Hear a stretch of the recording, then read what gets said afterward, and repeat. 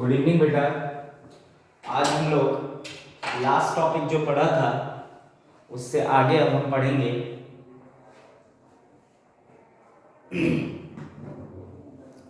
हमने last topic जो है वो average power associated with register के बारे में बात किया था। फिर हमने बात की थी energy and average power associated with pure inductor. तो एनर्जी जो है वो हमने निकाला हुआ है। एनर्जी का जो इक्वेशन आया था हमारे पास U is equals to half L I not square. आज अब हम क्या करेंगे बेटा, एवरेज पावर निकालेंगे एसोसिएटेड विथ एन इंडक्टर। तो write down heading average power associated with inductor। Average power associated with inductor। Average power associated with inductor. ठीक है, तो इंडक्टर का प्रिंसिपल हम सब लोग जानते हैं बेटा।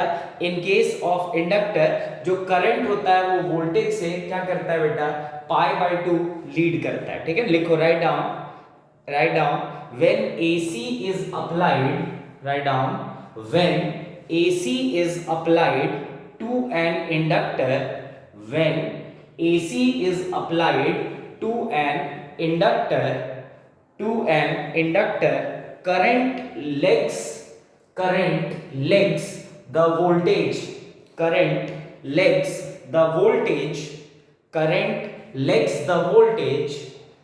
in phase by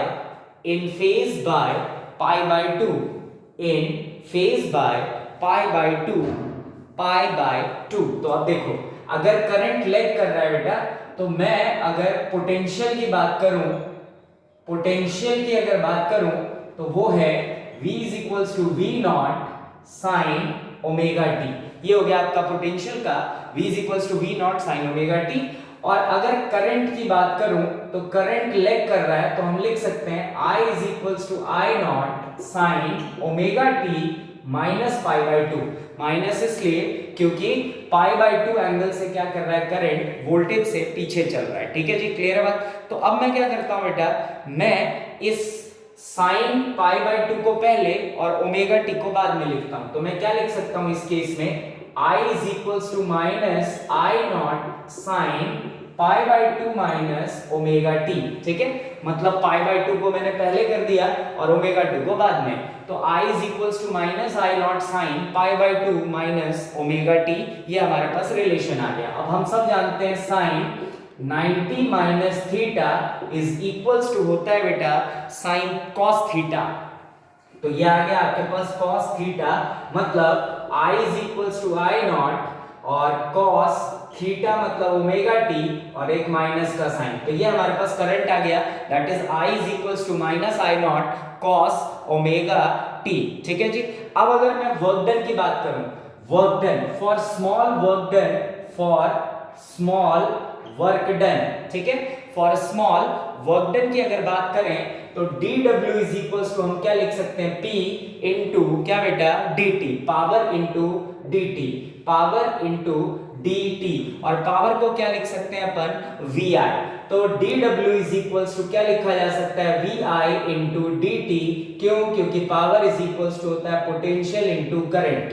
तो अब v हमारे पास है और हमारे पास I भी है, हम इन दोनों इक्वेशन को यहाँ पुट कर देते हैं। तो ये आ जाएगा आपका dw is equals to v, that is v not sine omega t multiply current है minus I not cos omega T और साथ में क्या बेटा, dt। ठीक है, तो माइनस का साइन मैं आगे एग्जीक्यूट कर देता हूं। तो dw इज इक्वल्स टू क्या आ जाएगा, minus I not v not sine omega T cos omega T और साथ में इनटू dt। तो dw इज इक्वल्स टू आ गया minus I not v not sine omega T cos omega T into क्या बेटा, dt। क्लियर है बात सबको। तो साइन थीटा कॉस थीटा, मैं इसको ना चेंज करके लिखता हूं, तो साइन 2 थीटा की फॉर्म में मैं इसको लिख देता हूं, साइन 2 थीटा बाय 2। तो क्या आ जाएगा, dw इज इक्वल्स टू ये आएगा आपका minus v not I not by 2 cos sine को क्या लिख सकते हैं अपन, सॉरी साइन 2 ओमेगा टी है ना, साइन 2 ओमेगा टी और साथ में क्या बेटा dt। अब मैं क्या करूंगा, इसको इंटीग्रेट कर दूंगा। तो एवरेज पावर निकालने के लिए average power is equals to work by time, इस तरीके से हम कर सकते हैं। तो क्या लिख सकते हो इसको, 1/t बाहर और dw अंदर, मतलब छोटा सा वर्क डन जो हमने निकाला है, जहां की वैल्यू कहां से कहां तक आएगी, 0 से t तक। तो average power is equals to 1/2 integration, और जो हमारे पास वैल्यू आई है वो आई है माइनस v0 2, और साथ में ये है sine 2 omega T dt, limit 0 से t तक। ठीक है जी, क्लियर हो रही है बात सबको यहाँ पे। अब इसके बाद हमें पता है v0 i0 और 2 तो कांस्टेंट है, तो उसको मैं बाहर कर देता हूं। तो average power is equals to minus v0 i0 2 into T, और अंदर रह गया आपका साइन 2 ओमेगा टी साथ में dt 0 से लेके t तक। ठीक है जी, क्लियर है बात सबको। तो अब अगर हम इसको इंटीग्रेट करें तो क्या आ जाएगा बेटा, साइन का कॉस और 2 ओमेगा नीचे डिवाइड हो जाएगा। तो p average is equals to minus v0 i0 2t, और यह आया आपका cos 2 omega t by 2 omega, और लिमिट 0 से लेके कहां तक बेटा, t तक। क्लियर है। और साइन का माइनस कॉस होता है, तो ये क्या हो जाएगा आपका, प्लस हो जाएगा। तो अब हम इससे अगर आगे देखें इसको करने का, तो ये बनेगा आपका average power is equals to 2 2 जा 4, मतलब v0 i0 by 4 omega t, और अंदर क्या रहा आपका cos 2 ओमेगा t, लिमिट 0 से क्या बेटा, t तक। अब लिमिट भर दें तो upper limit minus lower limit, तो average power is equals to v0 i0 by 4 omega t और cos 2 omega capital T minus cos 2 omega t की जगह क्या बेटा, 0। क्लियर है बात सबको, समझ में आ रहा है। तो ये आ गया आपका 2 ओमेगा की फॉर्म में। अब देखो बेटा, हमारे पास 2 ओमेगा t है और उस तरफ 0 है। क्लियर है बात। तो cos 0 1, मतलब इसको मैं चेंज करके अगर लिखूं तो इसको ऐसा लिख सकता हूं, देखो average power is equals to v0 i0 by 4 omega t, ये हो गया आपके पास v0 i0 by 4 omega t, और हम और क्या लिख सकते हैं इसको बेटा, it is cos 4 pi minus cos 0, तो cos 0 तो क्या हो जाता है 1, तो cos 4 पाई भी 1। तो average power is equals to v0 i0 by 4 omega t, और ये 1 माइनस 1, मतलब average power is equals to कितना आ गया बेटा, 0। तो इन केस ऑफ इंडक्टर जो पावर डिसिपिएट होता है इंडक्टर का बेटा, वो कितना होता है, 0 होता है। तो जल्दी से इसको कॉपी कर लेंगे और लिख लेंगे, write down the average power associated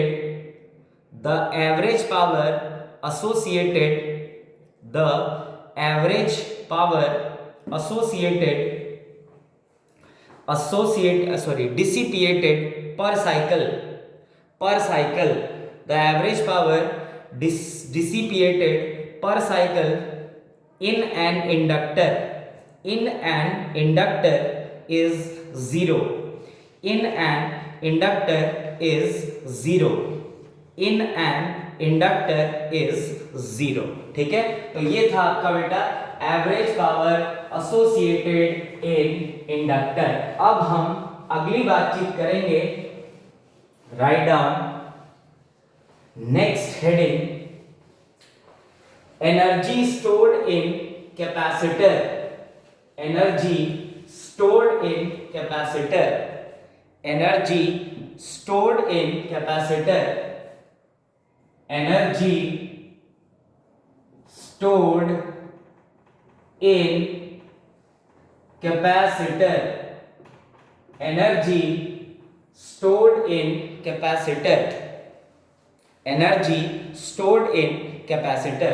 तो देखो Q is equals to CV होता है कैपेसिटर के केस में, तो हम लिख सकते हैं बेटा यहां से हमारे पास अगर हम V की वैल्यू निकालना चाहते हैं तो V is equals to क्या लिख सकते हो, Q by C, मतलब अगर किसी कैपेसिटर का कैपेसिटेंस C है और उसके अक्रॉस पोटेंशियल V है तो charge divided by capacitance V is equals to Q by C। अब अगर मैं स्मॉल वर्क डन की बात करूं, for small work done, small work done की अगर बात करूं तो हमने देखा बेटा क्या हो जाता है, dW is equals to Q into बेटा dV, dW is equals to Q into क्या बेटा dV, sorry V into dQ, sorry अगर वर्क डन की बात करते हैं कैपेसिटर के केस में तो V into क्या बेटा dQ, dW is equals to V into dQ। V को क्या लिख सकते हैं अपन Q by C, तो dW is equals to Q by C into क्या दोस्तों dQ, तो ये आ गया आपके पास dW का वैल्यू। अब अगर टोटल वर्क डन की बात करें, टोटल वर्क डन, तो इंटीग्रेटिंग बोथ साइड, दोनों तरफ इंटीग्रेट कर देते हैं। बिल्कुल शुरुआत में मान लेते हैं कैपेसिटर में चार्ज 0 था, मतलब at starting Q is equals to 0 to Q is equals to कितना बेटा Q, मतलब 0 से Q तक चार्ज गया, तो integration of dW is equals to integration of Q by C dQ 0 से लेके Q तक। अब हम सब जानते हैं dW का इंटीग्रेशन होता है W which will be equals to charge तो चेंज हो रहा है, मतलब 1 by C कांस्टेंट, और ये अंदर है Q dQ 0 से लेके Q तक, तो Q dQ का इंटीग्रेशन Q स्क्वायर बाय 2, तो ये आ जाएगा W is equals to 1 by C, ये आया आपका Q स्क्वायर बाय 2 लिमिट 0 से Q तक, तो work done is equals to 1 by 2C और साथ में Q स्क्वायर, तो W is equals to Q square by 2C, और Q स्क्वायर by 2C जो है ये हमारे पास आ गया। अब अगर Q स्क्वायर by C की बात करें तो देखो Q by C V होता है, तो हाफ CV स्क्वायर की फॉर्म में तुम इसको लिख सकते हो, तो ये क्या लिखा जा सकता है बेटा, W is equals to half CV square. अब यही वर्क डन जो है वो पोटेंशियल एनर्जी की फॉर्म में क्या हो जाता है, स्टोर हो जाता है, तो this work done is stored in form of potential energy, मतलब U इज इक्वल्स टू क्या हो जाता है, half CV square. This is the value of potential energy stored in capacitor. तो अब इसको कॉपी कर लें, फिर हम निकालेंगे average power dissipated by a capacitor. कर लो जल्दी से कॉपी।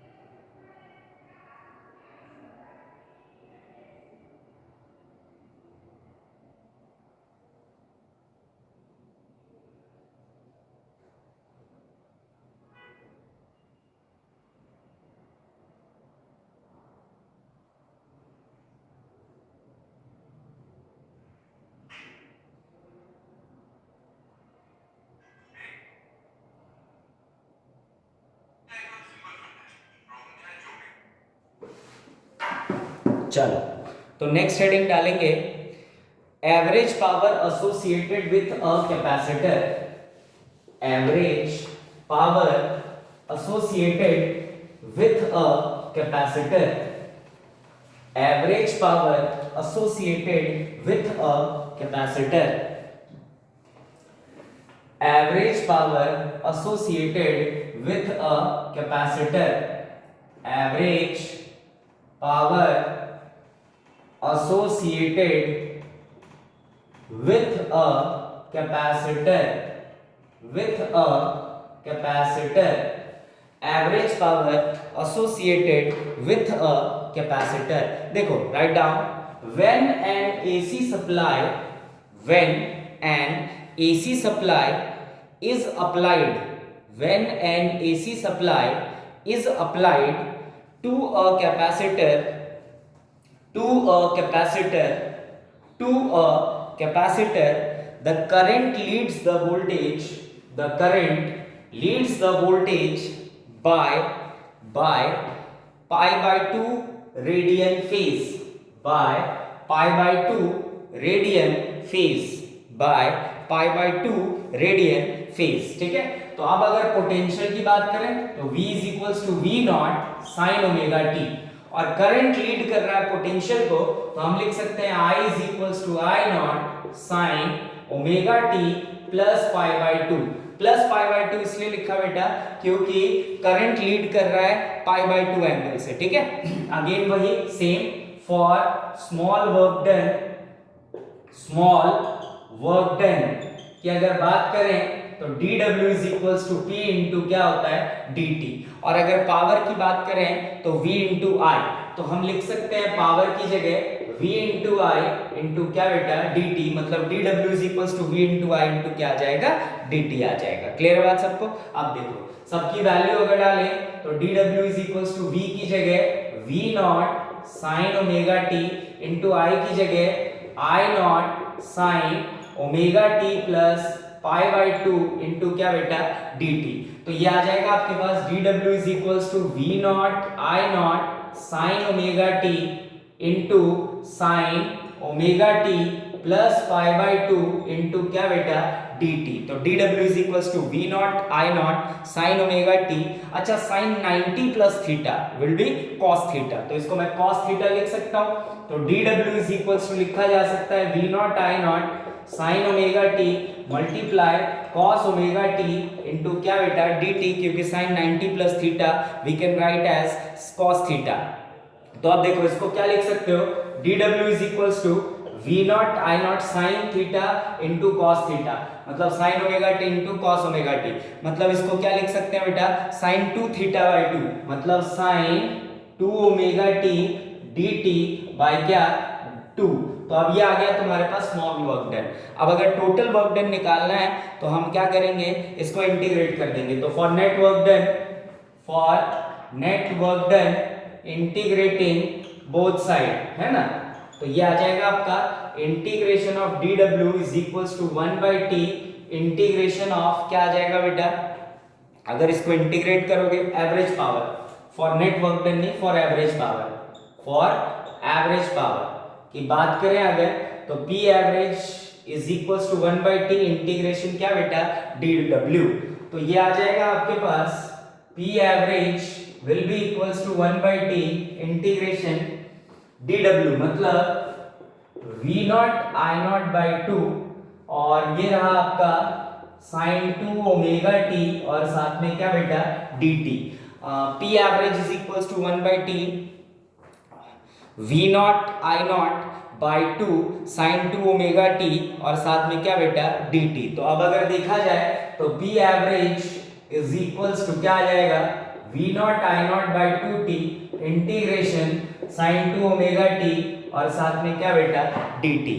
अब इसको इंटीग्रेट करना है 0 से लेके t तक, तो साइन का माइनस कॉस, तो ये आ गया P average is equals to V not I naught by 2t, और ये आया आपका cos 2 omega t divided by 2 omega 0 से t, तो ये आ गया आपका P average is equals to V not I naught by 2 2 जा 4 t ओमेगा, और ये आया cos 2 ओमेगा t 0 से लेकर t तक। ठीक है, तो आप इसको अब अगर एग्जीक्यूट करें तो आगे ये 4 पाई के टर्म में आ जाएगा, तो average power is equals to V not I naught by 4t omega, और ये आया cos 4 पाई माइनस cos 0, तो अगेन cos 4 पाई 0 होता है, तो सॉरी 1 होता है, और cos 0 1, तो 1 माइनस 1 0, मतलब क्या आया आपका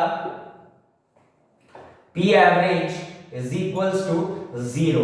तो जो कंप्लीट साइकिल में एवरेज पावर जो एसोसिएट होता है, एवरेज पावर एसोसिएट डिसिपिएटेड जो होता है एक कंप्लीट साइकिल में, ऑल्टरनेटिंग करंट के केस में वो कितना होता है दोस्तों, 0। तो कॉपी करने के बाद फिर लिखेंगे हम लोग, जल्दी से इतना कॉपी कर लो, फिर वी कैन राइट।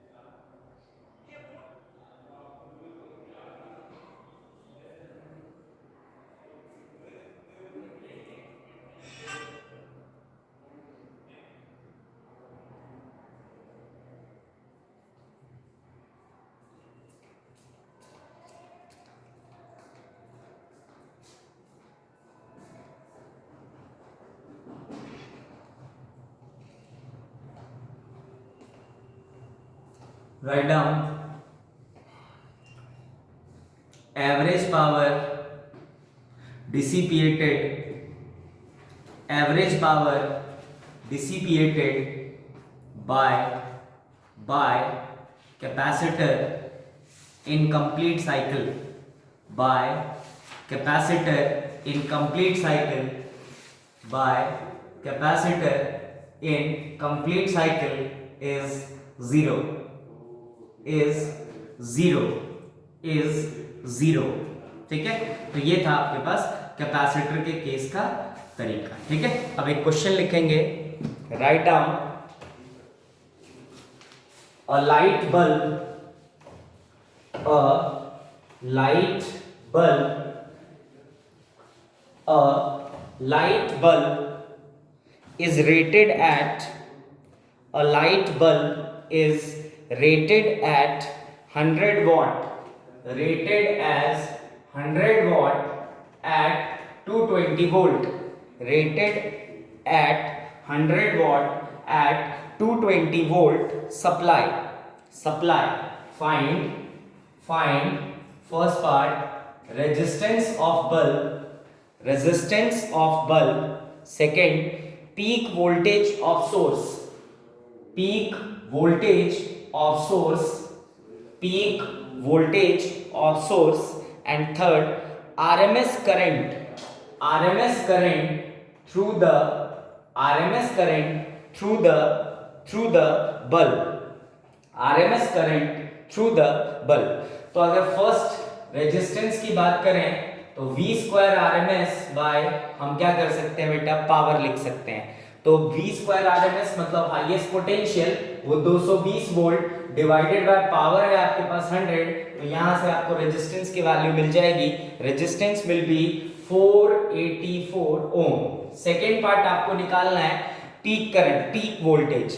तो अगर RMS पता हो तो पीक वोल्टेज हम निकाल सकते हैं √2 इंटू VRMS, मतलब √2 इंटू VRMS इज 220, तो V0 इज इक्वल्स टू आपके पास आ जाएगा 311 वोल्ट, 311 वोल्ट। इसके बाद थर्ड पार्ट है हमारे पास IRMS।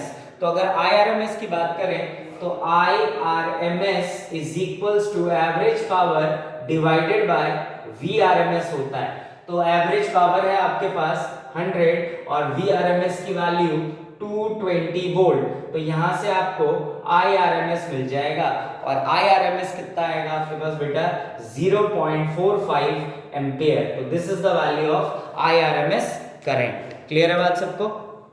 तो बस आज के लिए इतना ही। अगली क्लास में हम LC ऑसिलेशन, तो एवरेज पावर वाला टॉपिक भी हमारा क्या होता है बेटा, इस चैप्टर में खत्म होता है। इसके बाद अब हम शुरू करेंगे कंस्ट्रक्शन है, जिसमें LC ऑसिलेशन के बारे में बातचीत करेंगे, फिर ट्रांसफार्मर के बारे में बातचीत करेंगे, और फिर AC जनरेटर के बारे में बातचीत करेंगे, और फिर रेजोनेंस फॉर्मेशन, और ये चैप्टर क्या हो जाएगा आपका खत्म।